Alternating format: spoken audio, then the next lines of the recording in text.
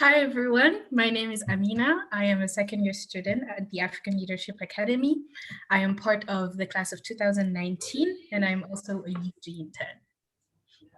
Hi everyone, my name is McDonald Chirara and I'm a second year student at the African Leadership Academy and I'm part of the class of 2019 and I'm also a UG intern. Thank you. So today we're going to take you through the process of forming a college list, right? So the secret to that is what? Research. UG will always tell you that you need to do your research. But then when researching, you need to have, let's say, a guideline. So we're going to get you through criteria that we think are very important in searching for colleges. So we're going to take you through the criteria one by one. I think we have a total of 8. And then we're going to take you through how you can use Maya Learning effectively in forming your final college list. So I'll let McDonald go through the first criterion. Magdi, take it away. Okay, thank you very much, Amina. So the first criteria which you are going to look at is financial aid. So financial aid is basically how much your parents are willing or how much your parents are going to contribute to your undergraduate education. So we have different kinds of schools in the US. So we have need blind schools. So need blind schools are schools such as MIT. So these schools, they do not factor in how much your parents are going to pay when they are doing their admission selection process. Then we have need away schools. So need away schools are schools which are going to factor in how much your parents are going to contribute to your undergraduate education. So when you're applying for financial aid, there's this form for international students called the CSS form. So in this form, you include you write all about your family financials, which include the assets you have and also how much your family is willing to pay. So the college or the admission officers are going to consider that when they are making their admission decisions. And also we have different kinds of financial aid.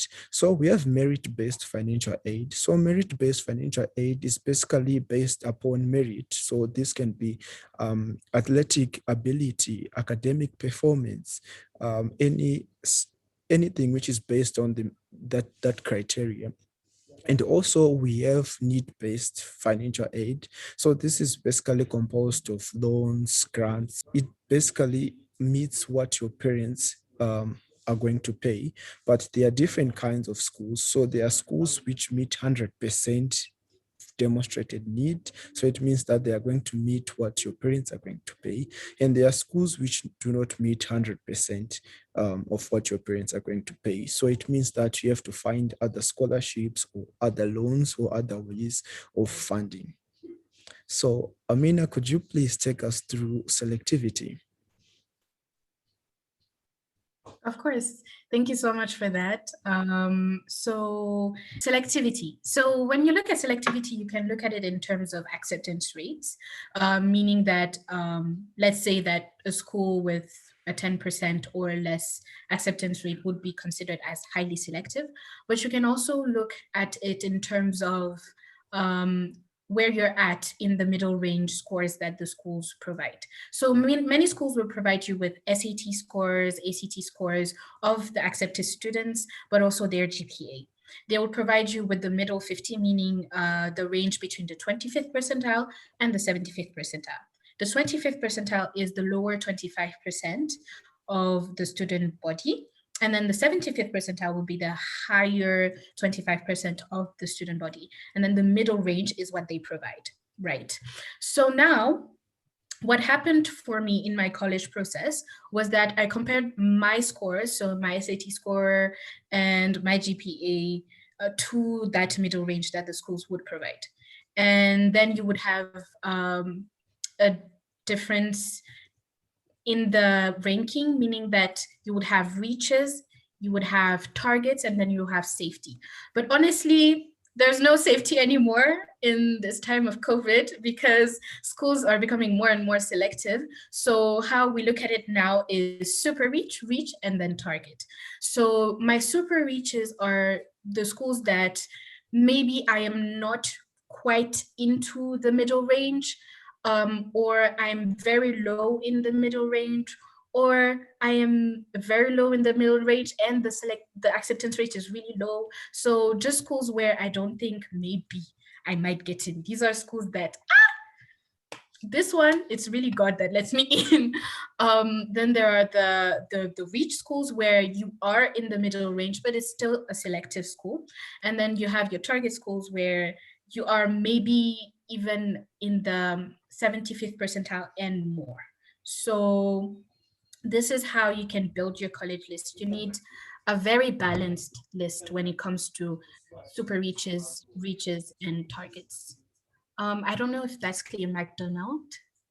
Yes, Amina, thank you very much for that. That was very clear. So I have a question. So as an A-list student, how many super rich schools should I apply to? How many rich schools should I apply to? Or how many target schools should I apply to? All right.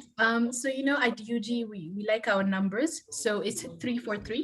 So it's a 3 super reach, 4 targets, and 3 safety. Or sorry, 3 super reach, 4 reaches, and 3 targets. Yeah. So that is how you want to balance out your list. So that's a total of 10 schools if you've um, done the math. Okay, thank you very much, Amina. So with that, I'm going to move on to to the third criteria actually, which you are going to look at. So this is population size and also linked to fit. So when you are selecting your colleges or the colleges which you want to apply to, you have to consider, do you want to go at a very big school or do you want to go at a small school? So there are very big schools or big universities in the US, which have like more than 10,000 students, and they are very small schools which have like 5,000, 2,000 students, or sometimes your class has only 250 people who have enrolled. So that's one of the things which you should consider. So are you someone who thrives in a lecture room where there are 50 other students, 100 other students, or you're someone who thrives in a lecture room where there are 10 students or 15 students? So it's something which you should consider. So there are very big colleges like Harvard University, and there are the very small colleges like Bowdoin College. So you have to consider, if you're someone who thrives, so you have to consider the teacher-student ratio, the professor-student ratio in the schools when you are making your college decisions, your college list. Definitely, that's a very important criterion. I think that even relates to what I'm going to talk now, which is community. Community can be one of your criterion or criteria. So what you want to look into is, do I fit into this community, right? Do they share the values that I share, right? Does the community size correspond to me, like what McDonald was saying? Do I want a tight-knit community, a small college, or I don't really mind. I want to meet everyone. I want a big college. I don't want a small community. These are things that you need to consider when looking into colleges. I don't know for you, McDonald, but for me, when I was looking into colleges, I was really looking into tight-knit communities and diversity as well. I was really looking for a community where I could find maybe people who are also from the African continent, that if that is something important to you. If you are also a religious person, maybe you might want to look into communities where you might be able to relate to people on that level. So maybe you might be able to find a Christian community there, a Muslim community there as well. Just thinking about all of these things, it's really important to look into community when looking into college. Magdi, what are some criteria that you were looking into when you were looking into community, if you looked into community at all when researching colleges? Yeah, just like what you mentioned, I was also looking into a diverse community where I can find a school where there are also a significant number of people of color, which I can closely relate to. Um, I think we can go to another criterion. What Yeah, about we look into extracurricular activities? Yes, sure. So for extracurricular activities, you have to, if you're in high school, you were playing a musical instrument, or if you're devoted to a certain kind of extracurricular activity, you have to consider if your college or the colleges which you're applying to value that activity. So if you're someone who was doing film making and you want to go to a college whereby when you are doing your major, you also want to be actively involved in filmmaking, you have to consider if that college values that extracurricular activity. And you also have to consider if there are there are different kinds of colleges in the United States. So you have to consider if that college allows you to form maybe of this extracurricular activity, which you're only doing in your specific country, but in most colleges in the US, they are not doing it. So you have to look at the flexibility of the schools. Do they allow you to start new initiatives, new extracurricular activities? Yeah, so that's basically it. I think I'll hand over to Amina to give us another criteria. All right. So one of the criteria that you would like to look at, obviously, is programs, majors, right? Because at the end of the day, you are going to university to do what? To study, hopefully, right?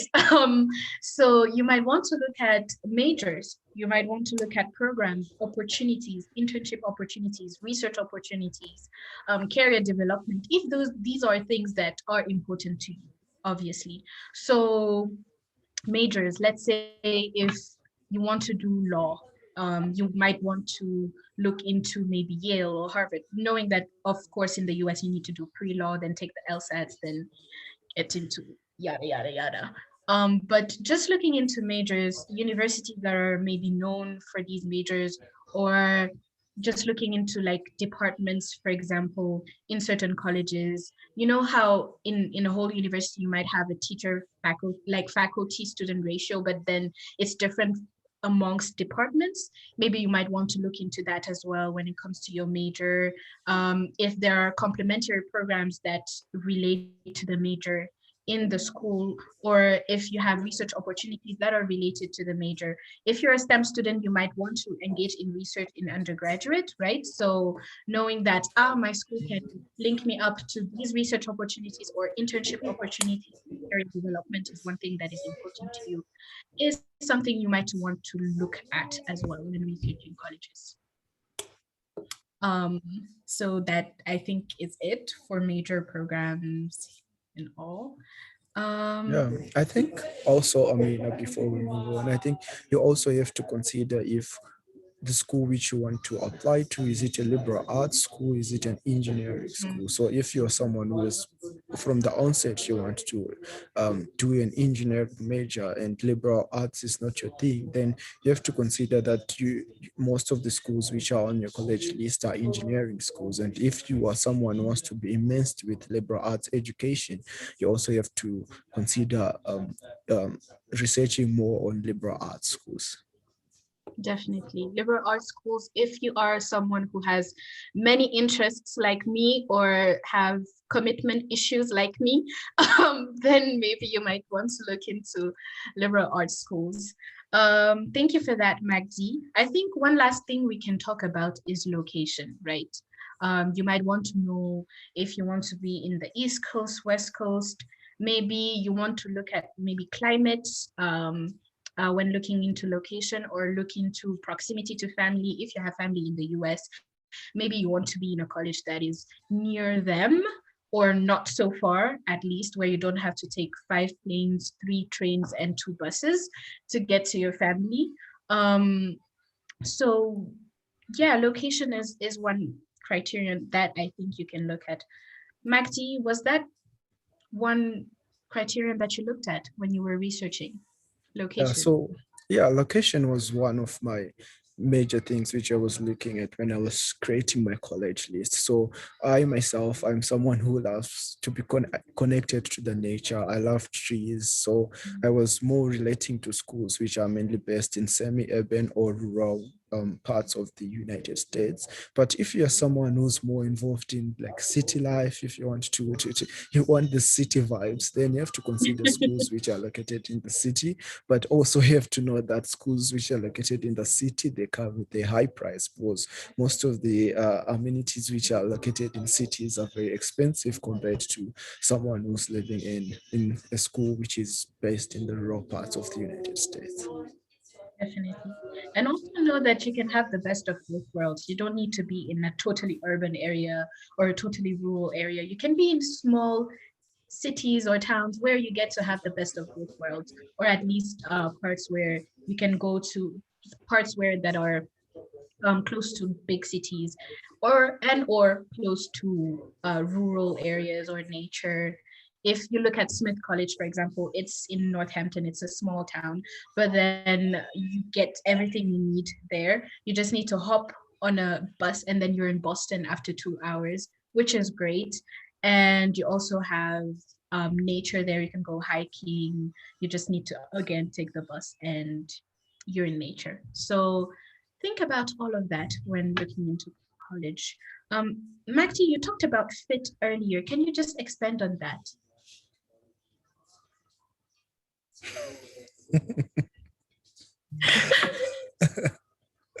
Oh, okay. Yeah, I wasn't actually expecting that question, but yeah, it's, I think, Amina, you when you were talking about selectivity, I think it also connects with fit. So when you're looking at colleges in the United States, so you have to look at the academic rigor, the services which are offered at the school, and especially if you're an early student, you have to also look at your grades, how have you been performing, and also you have to look at selectivity, how the school what the school wants. So if you've been someone who's been getting a GPA which is around 70s, and you go to a school and you see that their GPA requirement is around 90s, or they were accepting mainly students who have 90s. So you have to consider if that school is actually a fit for you. And also SAT, you have to consider if your SAT is around 1100 and the school's middle range, like what Amina was talking about, is around 1500. You also have to really consider that, is that school actually a fit for you? Are you going to academically thrive in that school? Are you actually going to get the degree which you want to go and get?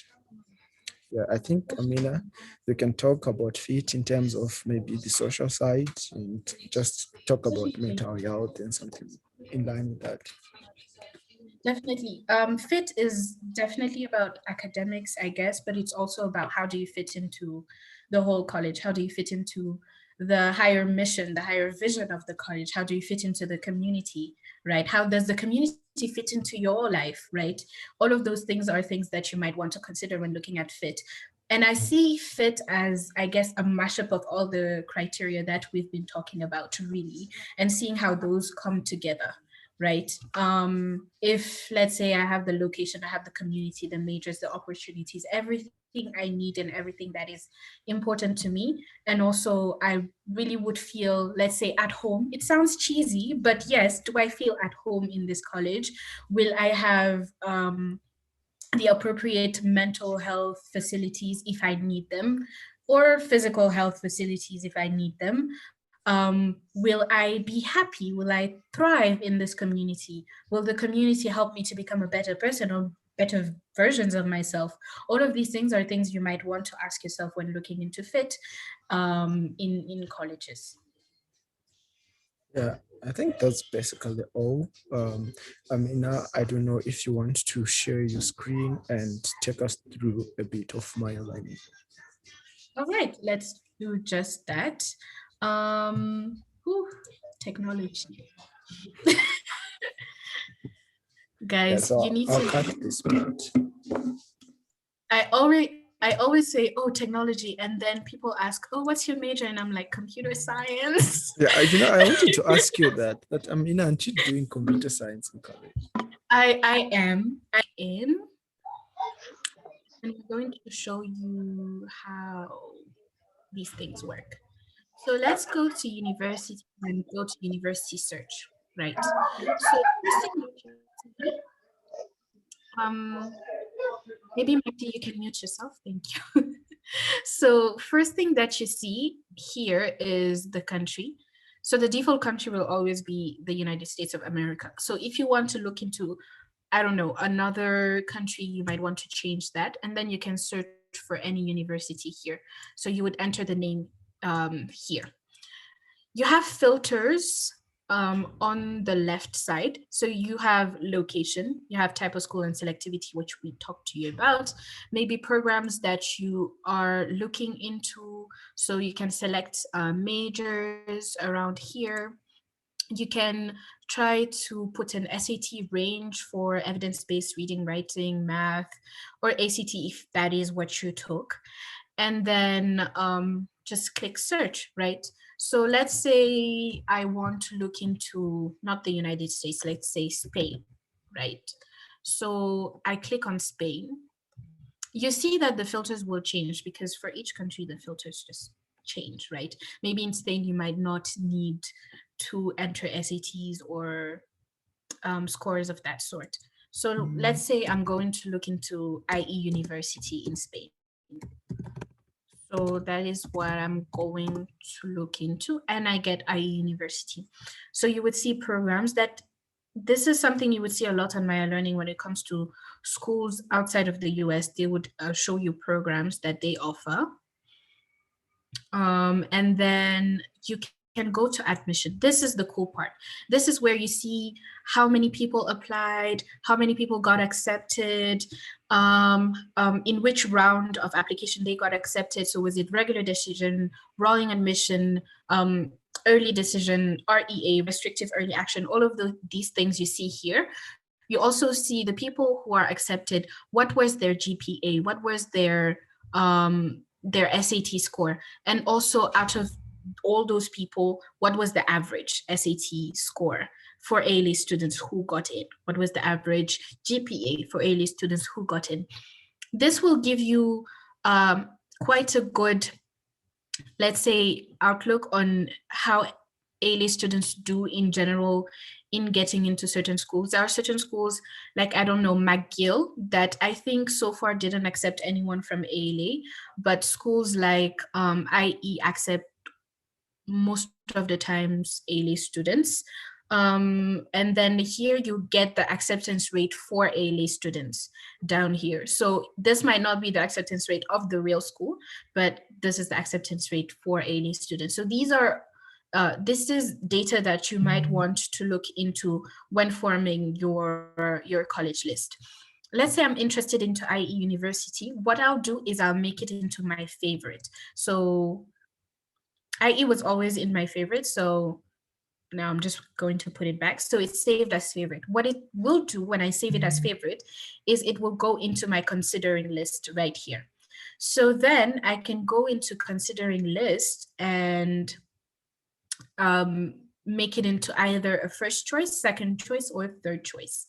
So first choice would be a super reach, second choice would be a reach, and third choice would be a target. Let's just go and do this, for example. So let's say Carnegie Mellon, right? Now what I'll do is, where is it? Ooh.